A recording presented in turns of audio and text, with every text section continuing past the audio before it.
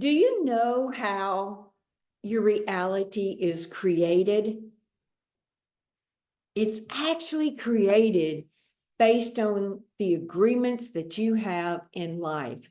And agreements can be very subtle. They're connected to opinions, your viewpoints, what you think about things. So here is a process to help you look at how did you create the realities that you currently have going on? For example, the first thing I want you to do is look around right now, wherever you are at, and observe your surroundings.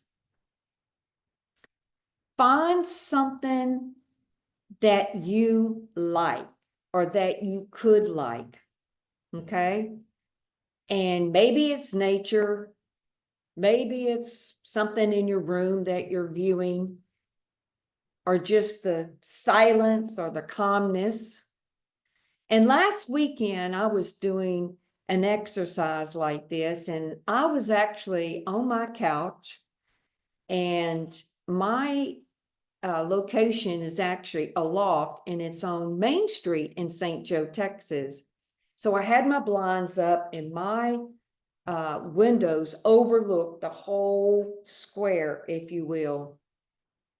And there are many things in my loft that I like, but I chose to look outside, and I picked this grassy little area on the square of St. Joe, Texas.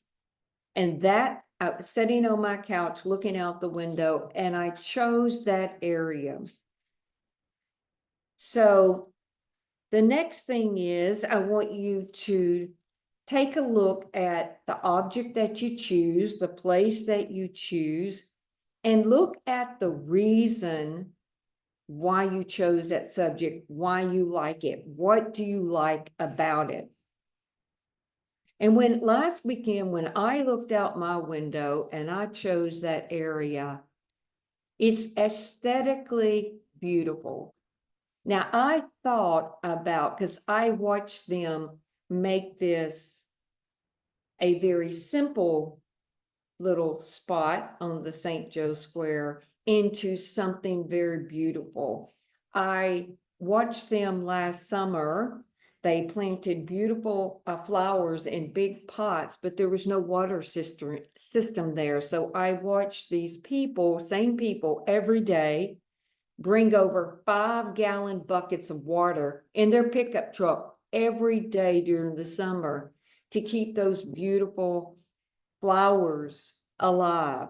Okay. And I'm talking last summer was horrific here in St. Joe because our temperatures was over 110.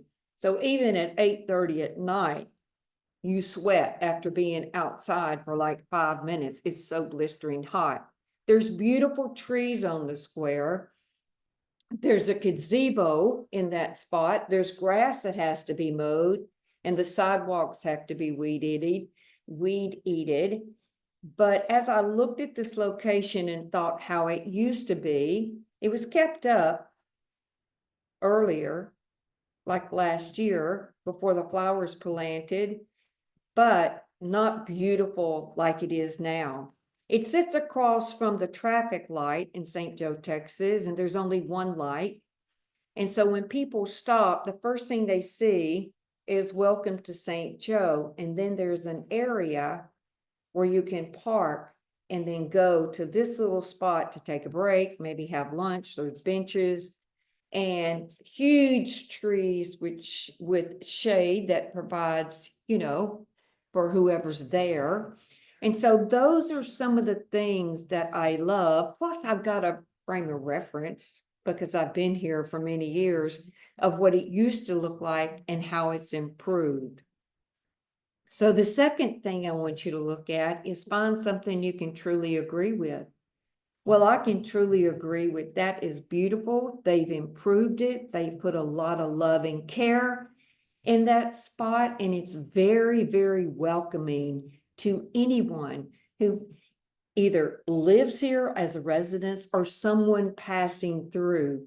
Because when you look at that, it's so inviting. It makes you want to just stop and admire, all of its surroundings, the storefronts, and what's going on in St. Joe.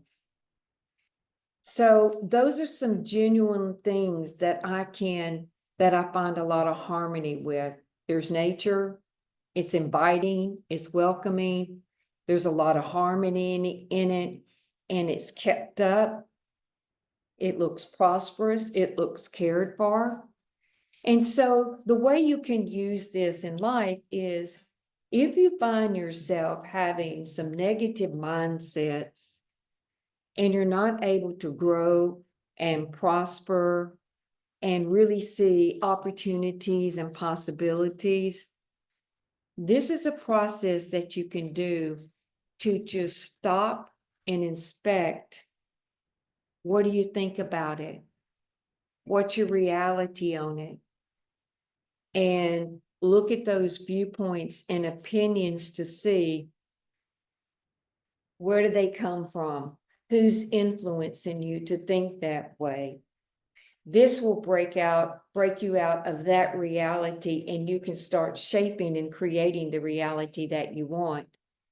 Another example is when I think about agreements, we can go all the way back. This is so old, guys, all the way back to Christopher Columbus. And, he had an agreement. I mean, there was an agreement that the world was flat, right? If you look at all the amount of people that thought that the world was fat and definitely opposed his viewpoint that it wasn't flat. But just based on that one agreement that the world is flat, look at what that did to the thoughts of prosperity and how limiting that one belief was, and that solid agreement and what he had to go through to break free of that agreement and change reality. If you think about the limited amount of trade and commerce, just by how limiting that was, just by having that reality that wasn't correct, which is the world's flat. And then once he broke out of that and was able to get the funding and prove them wrong, look at what opened up. There was a whole nother world outside of that reality. But if he'd gone into agreement with it, that would have remained the reality. And look at all the things that were being missed. So inspect your reality that you've got right now, your reality in being prosperous, your reality in having the ability to be wealthy, your ability to have more friends, more business associates, more love, more truth, being just overall successful in whatever you do and being happy. Just include all those things. Inspect your reality, inspect the opinions, the viewpoints, and where did they come from? Maybe some of them came from, friends you're hanging out with, or maybe it goes all the way back to, the time you were raised, or the country you were raised in, or the city you were raised in, the culture, maybe parents, and just inspect it. And, it's okay to disagree with those agreements so that you can start creating more of what you want and changing your own reality. So that is the process that will do it. See you next week.